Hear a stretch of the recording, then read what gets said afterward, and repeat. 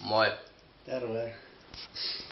Me ollaan taas täällä meidän hotellihuoneessa tekemässä meidän videopäiväkirjaa.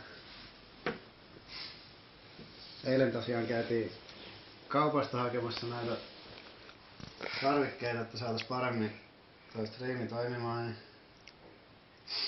haettiin CD-levyjä, mokkuloita ja sun muuta, niin saatiin lopulta asentumaan toi uusi käyttöjärjestelmä, mutta sekin piti asentaa sit lopulta toiseen kertaan.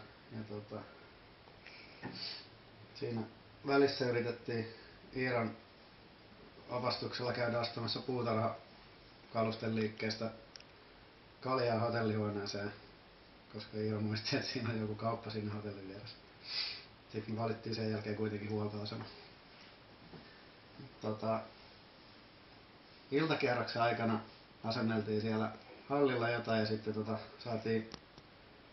saatiin asennettua käyttöjärjestelmä siinä uusiksi, niin tultiin hotellihuoneelle ja siinä meni sitten päivityksiä lataillessa useampi tunti. Viimeinen yöunet jäi varmaan 3-4 tuntia. Mä kävin itse 4 nukkuu, Iiro tuli siinä varmaan tunnin mua ennen siinä vieressä. No sitten oli toi Suomen peli oli äsken. Päästiin lopulta ylös sängystä ja jätettiin aamupala väliin ja mentiin suoraan kahville tonne hallille. Oiskos meillä jotain sanottavaa siitä pelistä? Miten peli päättyi? Ja ketä vastaan? Slovenia voitti.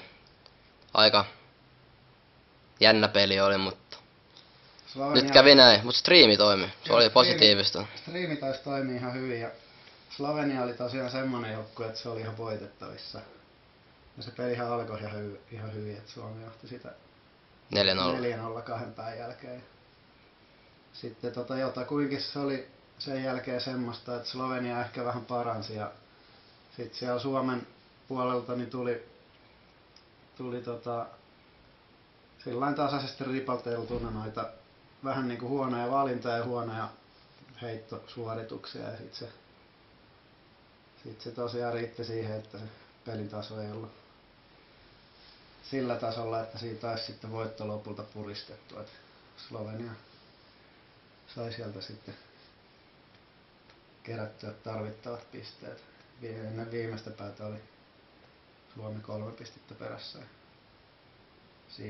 Siinäkin tosiaan kulminoitu näihin edellä mainittuihin huonoihin valintoihin ja huonoihin heittoihin sitten lopulta sekin päättyi.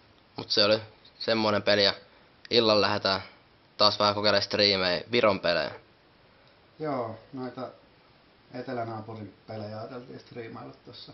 Tässä nyt ainakin tyttöjen ja poikien pelit peräkkäin tossa illalla. Katsotaan ensin ne, että mitä niistä saadaan aikaiseksi. Huomisen ohjelma sitten sen jälkeen käteen.